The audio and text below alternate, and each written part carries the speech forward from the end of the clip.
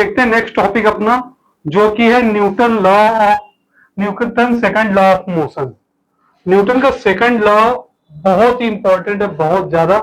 सबसे पहले तो आप डेफिनेशन देखिए। It states that rate of change, rate of change मतलब रेट का मतलब होगा टाइम के रिस्पेक्ट में, कि टाइम के रिस्पेक्ट में किस तरीके से चेंज हो रहा है। Momentum is directly proportional to the external unbalanced force applied on the body. तो rate of change of momentum किसके प्रोपोर्शनल होता है? एक्सटर्नल अनबैलेंस्ड फोर्स के। तो क्या हो गया, आपको पता है इसका जो फाइनल आउटकम आएगा F is equal to M A आएगा। ठीक है, ये आपको पता है कि एक्सीलरेशन है। अब हम लोग इस फॉर्मूले पे इस डिफिनेशन से जाते हैं। तो इसके अकॉर्डिंग क्या हुआ, F जो है वो डायरेक्टली प्रोपोर्शनल टू क्या है? Rate of change of momentum. तो रेट ऑफ चेंज को हम डेल्टा पी से डिनोमिनेट करते हैं, तो डेल्टा पी हो गया। अब सपोज प्राइमरी वेलोसिटी थी u, फाइनल वेलोसिटी थी v। ठीक है, तो f इज प्रोपोर्शनल टू हो जाएगा,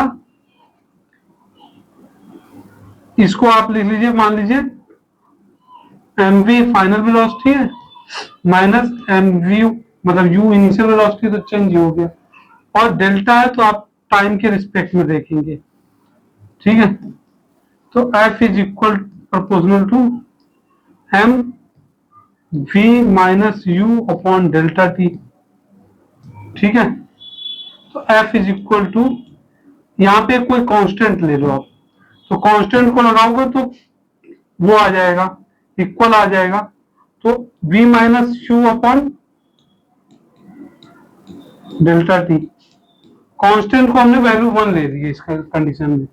f इज इक्वल टू, ये आपको पता है क्या होता है, ये होता है तो एफ एम ए। तो ये देखिए जो फोर्स है वो m इंटू ए आ गया इस फॉर्मूले के अंतर्गत। तो मोमेंटम हमेशा आप ध्यान रखिए, मोमेंटम जो चेंज हो रहा है, चेंज कैसे होगा? या तो मास चेंज हो जाए, क्योंकि P बराबर mv होता है, तो या तो मास चेंज हो जाए, जो जनरली केस में नहीं होगा, इस सिलेबस में तो नहीं है, और वेलोसिटी चेंज हो सकती है।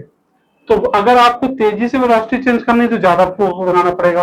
तो rate of change of momentum is directly proportional to unbalanced force, क्योंकि बैलेंस का तो कुछ होना नहीं है। यही होता है न्यूटन का second law. Thank you so much.